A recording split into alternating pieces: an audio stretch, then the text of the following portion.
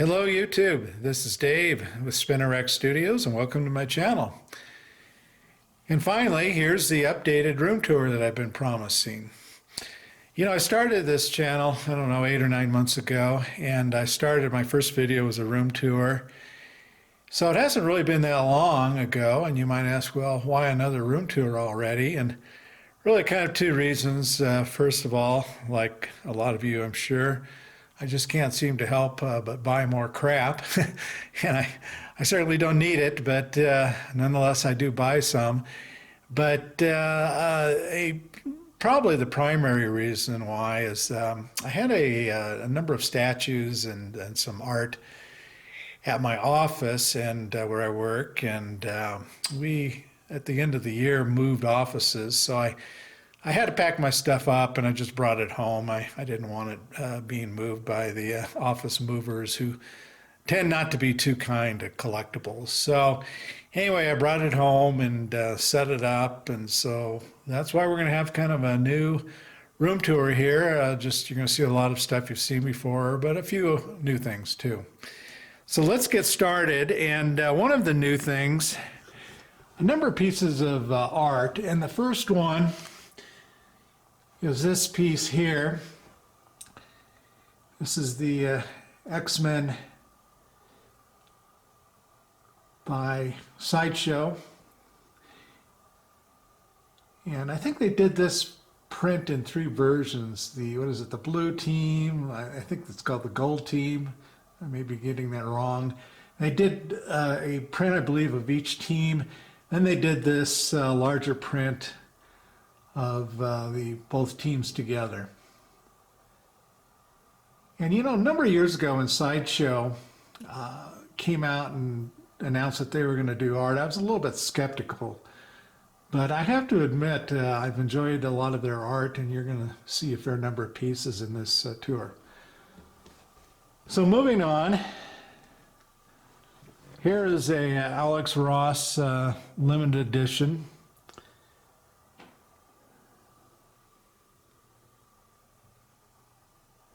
And Alex Ross is one of my favorite artists. And this piece, of course, is a recreation of a cover to Secret Wars. I found this on Amazon one day for just a fabulous price. It was reduced by like 75%, and I nabbed it up. And then, spinning around, and we're kind of walking up into the main room, but as you do, this is a recent Sideshow piece. Many of you might recognize this particular image from Batman: The Long Halloween. And then here's another recent Sideshow limited piece. Poison Ivy. And hopefully I'm kind of keeping the camera still enough. Don't want to make anybody ill. All right, so here, walk into the main room here. And let me just kind of position the camera and kind of give you a feel for the entire room. I do have a chess set up there kind of in the middle that you see.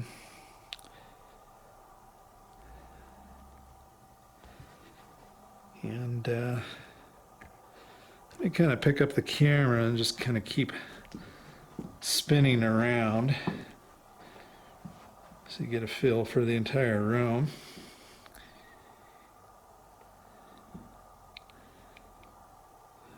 Okay. And this room is a lot different for a comic book man cave than probably most rooms. You know, most comic book rooms are either probably spare bedrooms that have been turned into a man cave or down in a finished basement. This is actually in the main part of my house. We're upstairs on the 2nd floor. And let me just kind of peer over the edges, so just so you can kind of get a feel for the room and where it is in the house. And so this is down in my, it's going to be kind of dark in there, I know, but down in my living room. There's the front door to the house. And you're probably looking and seeing, God, it looks like a lot of Easter stuff, and it is. I've mentioned this story numerous times, and I'll put a link to my other channel, but I actually have been on YouTube for a number of years with a different channel. My wife and I are holiday collectors of holiday collectibles, primarily Christmas, Halloween, and then but a fair amount of Easter. For instance, I collect a lot of antique and vintage Christmas lights, but we tend to do up the holidays pretty big, and so I'm shooting this right after Easter.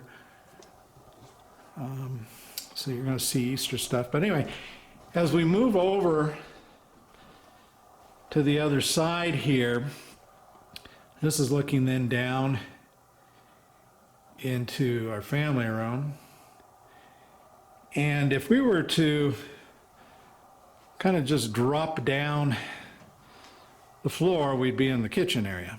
But anyway, so this kind of gives you an idea. It's called a bonus room. The builder called it a bonus room, but as you can see, it's just a very large open floor space. Our house is very much an open floor plan house. And I like the openness of this room. The only problem with it is it only has two walls. Everything else is open, so I do kind of lack some wall space for pictures and what have you. But anyway, so let's kind of start here. And this is my reproduction Hey Kids comic rack. And I have done individual videos in the past on each of these racks. So I'm not going to spend a lot of time on these racks because you can just go and see the earlier videos I've shot. But moving along, this is XM Batman Sanity, and I did a video on it. But one thing I failed to do, and I've received probably 2 or 3 comments about it, is that one of the major issues when this statue was introduced, one of the major issues that collectors commented on was the fact that the Riddler was missing. And so in a nod to collectors, they put in a couple Easter eggs, and when I did my initial video on this statue, I failed to show what the Easter egg is, and so I'm going to do that right now. And there it is. If you can see, there's a question mark. Of course, the emblem of the Riddler. And actually, there's 2 of them. And I didn't even see this one until not too long ago. But there's a second question mark. So that's kind of the nod to the missing Riddler. But anyway, as we continue, this is a rack that I got not too long ago, and I've done a video on it. But this reproduction rack holds, as you can see, slabs.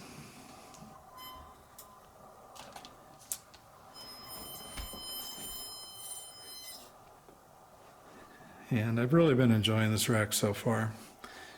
As I've mentioned, the best thing about these racks is they don't take a lot of floor space, and you can show off a lot of books going vertical rather than horizontal. And then this is about the only area where I actually have books up on the wall, and all of these books are Westerns. And once again, this area is open, and this drops down into the living room that I showed you. There's the front door. All right, and then here is Sideshow Sentinel, along with some Batman 1966 Hot Toys.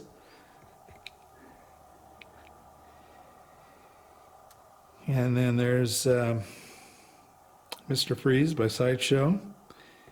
And I've got the exclusive version with Nora under glass there.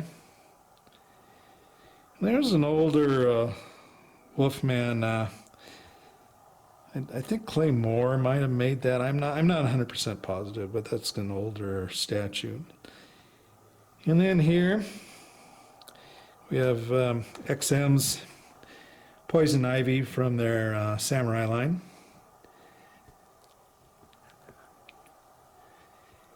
And then above that is the Sideshow print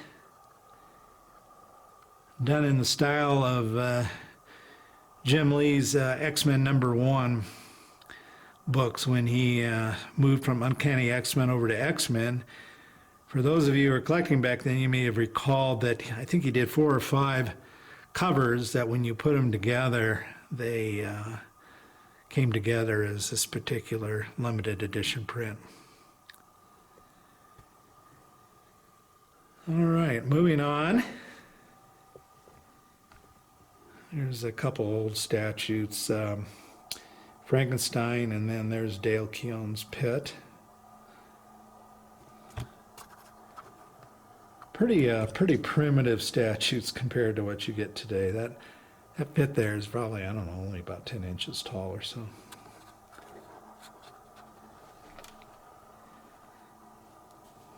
Okay.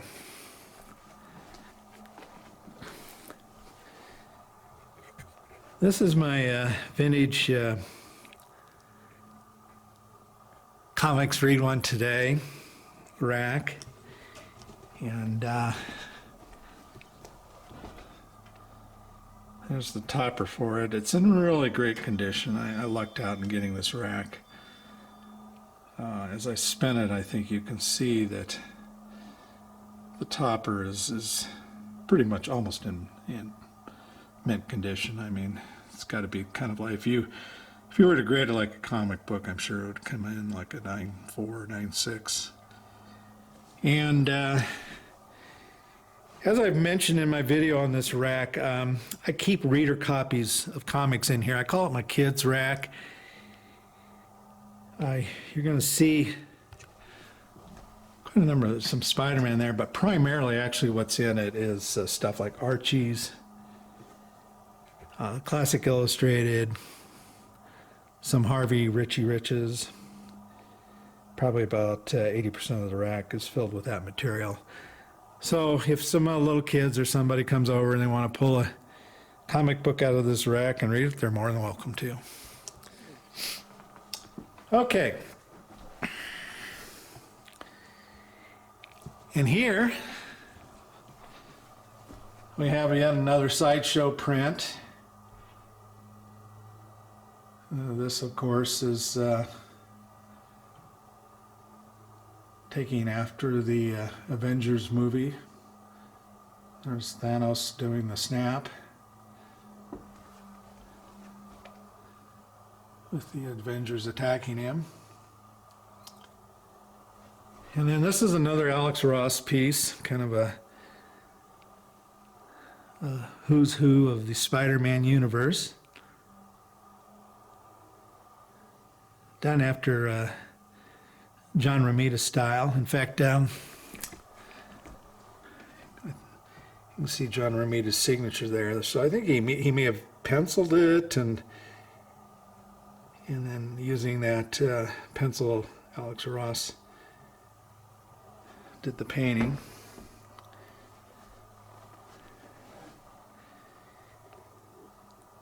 And then here we have the Sideshow Green Goblin, a small Sideshow Spider-Man piece. In a premium format, Spider-Man. Some lunch boxes and watches, fossil watches, and just a few odds and ends. All right, and then moving to this next bookshelf.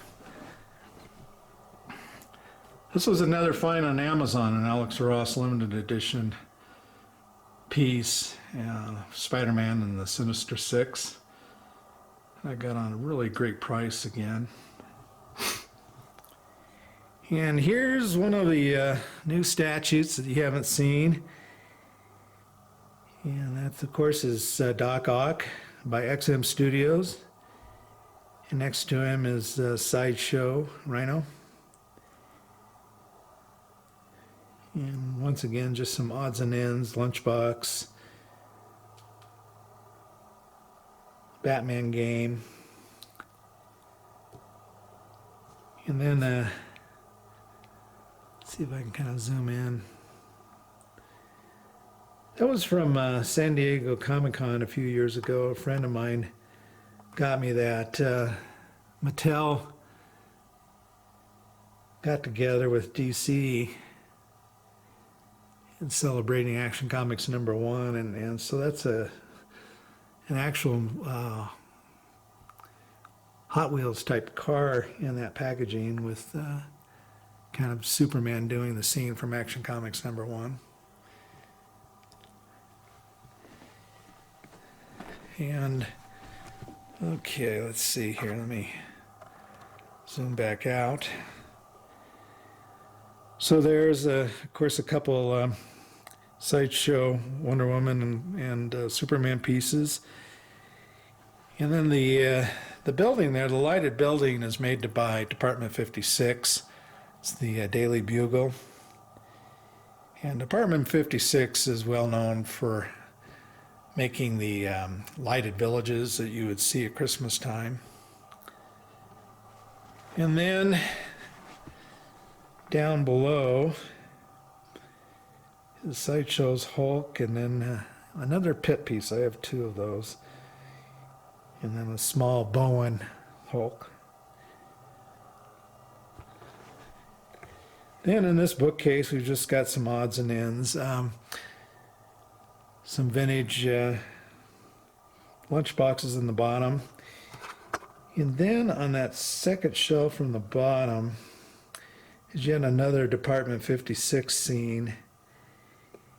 And that is Wayne Manor.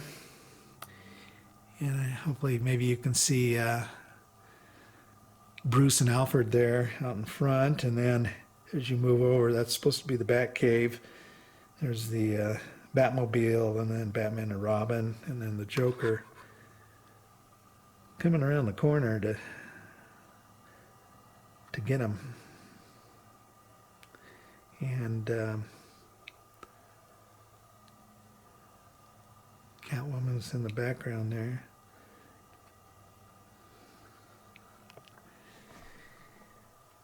And then moving up, there's a vintage lunchbox and thermos from the 60s of Batman. And then a couple watches from Fossil. Continuing on, that's a watch came in that Batman round bin there. And then there's a toy replica of the Batmobile.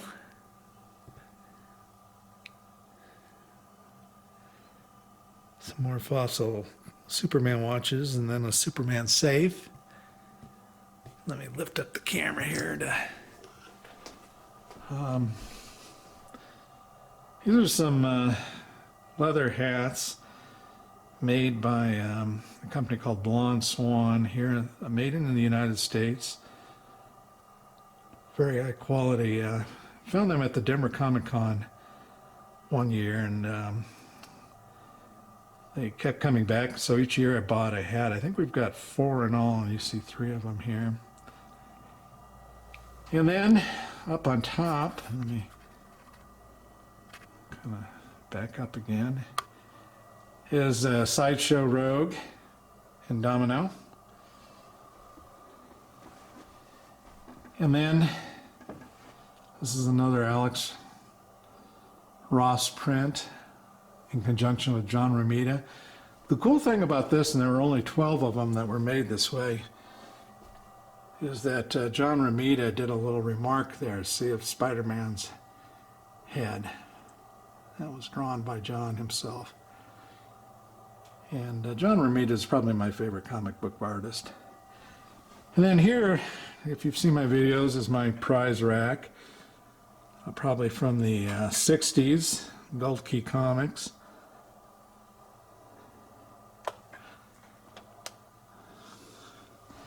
And pretty much I keep Silver Age, bronze, and a few of the Golden Age from the 50s.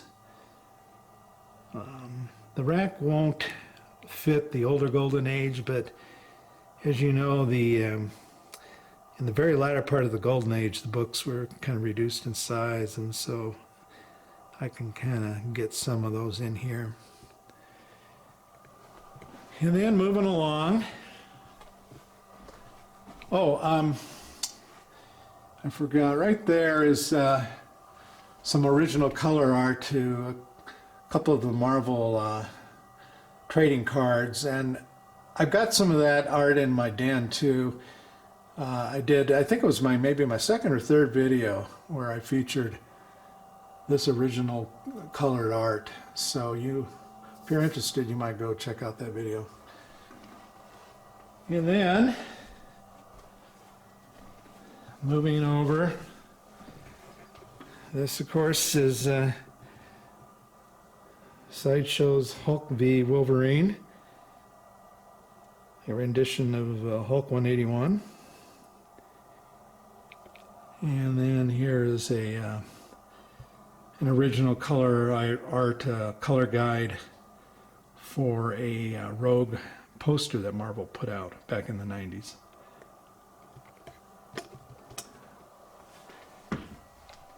And then coming over here. So, this is where I like to sit and after dinner, maybe read some comic books. There's a TV here. Watch a little TV, YouTube videos. And then moving on, here we have Catwoman by Sideshow. X-Men Studios' Batman Shogun. XM Studios' Black Bolt.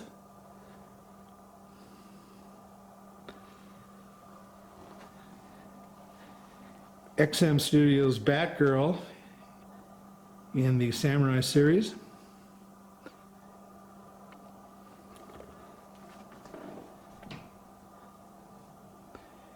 And this is Prime 1 Batman. It's the only Prime 1 piece I own. And then finally, here we have XM Studios Galactus. So one thing I'm going to kind of sweep around here. One thing you'll notice is that you might be asking, where are your comic books other than what you have on the rack? And those are in the basement. And maybe what I'll do here is I'll turn off the camera and go down in the basement and just quickly show you. But as I mentioned, this room is the main part of my house. And as you can see, I don't really have a lot of room left. I'm not real happy with how some of this is displayed. Some of these statues are just on plant stands and what have you. And this is going to be temporary. Maybe doing an updated room tour in the near future. My wife and I are kind of in the process of looking at some new display options. And right now we're kind of leaning towards, this won't come as a surprise, I'm sure, to some of you, to IKEA's Besta series.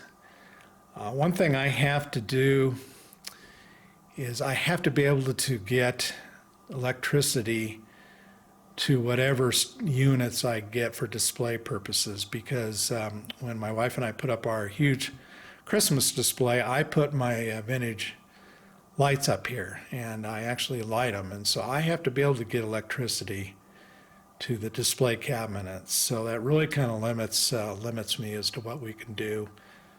If any of you got any great ideas, I certainly would be interested, but right now that's kind of what we're leaning towards. All right, so let me turn the camera off and I'll quickly go downstairs and just real quick show you where I actually keep the bulk of my collection. All right, welcome to my unfinished basement, and this is where I store my comic books. And as you can see, I put them on gorilla racks, and I've got them in the plastic bins that I believe are made by, is it BCW? I think so. And they go all the way across there. Please pardon the junk, but they do go on the bottom there. And then I've got a little table where I can pull these bins out and shuffle through them. And then I've got one more rack where I've got some more bins, comic book supplies. Here's some comics that I haven't gotten around to putting them in the bins. And these notebooks have some of the Marvel trading card series from the 90s, which flabbergasted to hear, and you probably have seen some videos that those have been getting kind of hot and expensive. You used to be able to buy them for a dime a dozen. But in case some of you are wondering, you're thinking, oh my God, a basement. I live in Colorado. And if you're familiar with Colorado weather, it is dry, and basements are pretty common in Colorado. We don't have issues with water table or, water coming in through the walls or what have you. The water table here is well below us, and it's cool, dark pretty much all the time unless somebody comes down here. And so it's a perfect place to store books. I'm probably about 20 miles away from the house that had the Mile High collection in it. And if you know anything about that collection, it's the best, largest and best Golden Age collection. Many of the books were in near mint from that period of time. And they weren't in Mylars, they weren't in bins like this, and they survived quite well. So this is kind of a perfect area for these comic books. Really, the only thing you'd have to worry about is a burst pipe or something like that, and water coming down into the basement. But I don't know if you can see the gorilla racks do come up a couple inches. There's probably about 3 to 4 inches before the bottom of the bin starts. So, I think it's probably about as good of an area as you can get for storing comic books. But anyway, so that's my updated home tour, and I hope you enjoyed it. If you have any comments or questions, feel free to ask me below. Take care.